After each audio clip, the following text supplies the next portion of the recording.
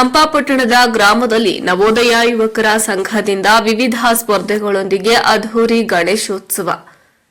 ಹೌದು, ವಿಜಯನಗರ ಜಿಲ್ಲೆ ಹಗರಿಬೊಮ್ಮನಹಳ್ಳಿ ತಾಲೂಕಿನ ಹಂಪಾಪಟ್ಟಣದ ಗ್ರಾಮದ ನವೋದಯ ಯುವಕ ಸಂಘದ 45ನೇ ವರ್ಷದ ಗಣೇಶೋತ್ಸವ ಅಂಗವಾಗಿ ವಿವಿಧ ಸಾಂಸ್ಕೃತಿಕ ಕಾರ್ಯಕ್ರಮಗಳು ಮತ್ತು ಗ್ರಾಮೀಣ ಕ್ರೀಡೆಗಳು ನಡೆದವು.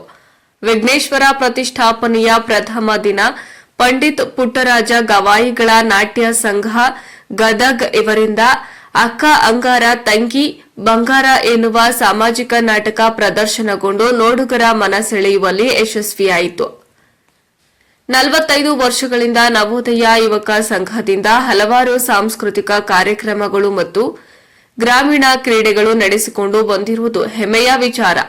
ಅದೇ ರೀತಿಯಾಗಿ ಈ ವರ್ಷ ಯುವಕರಿಗಾಗಿ 3 ಕಿಲೋಮೀಟರ್ ಓಟದ ಸ್ಪರ್ಧೆ ಮತ್ತು ನಿಧಾನ ಸೈಕಲ್ ಚಾಲನೆ ಹಾಗೂ ಗೋಣಿಚೀಲ ಓಟದ ಸ್ಪರ್ಧೆ ಮತ್ತು ವಾಲಿಬಾಲ್ ಪಂದ್ಯಾವಳಿ ಹಮ್ಮಿಕೊಳ್ಳಲಾಗಿತ್ತು. ಗ್ರಾಮದ ನೂರಾರು ಜನ ಯುವಕರು ಹುಮ್ಮಸ್ಸಿನಿಂದ ಕ್ರೀಡಾಕೂಟದಲ್ಲಿ ಭಾಗವಹಿಸಿ ತಮ್ಮ ಸಾಮರ್ಥ್ಯವನ್ನ ಪ್ರದರ್ಶಿಸಿದ್ರು.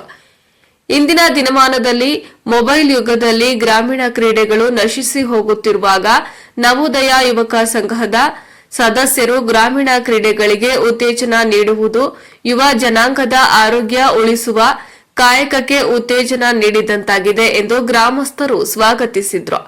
ವರದಿ ಚಿಗಟ್ಟೇರಿ ಜಯಪ್ಪ, ವಿಜಯನಗರ.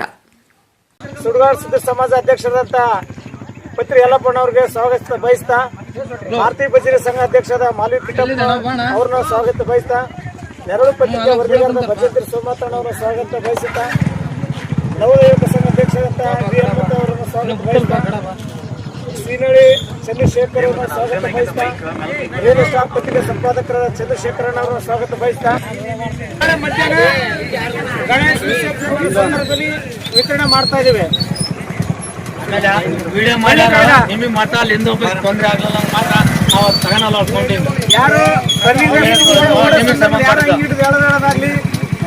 ಯಾರು ಮಾಡಕ್ ಹೋಗ್ಬೇಡಿ, ನಿಮ್ ಪಾಡಿ ನೀವು ಹೆಸರೇನಿಂದ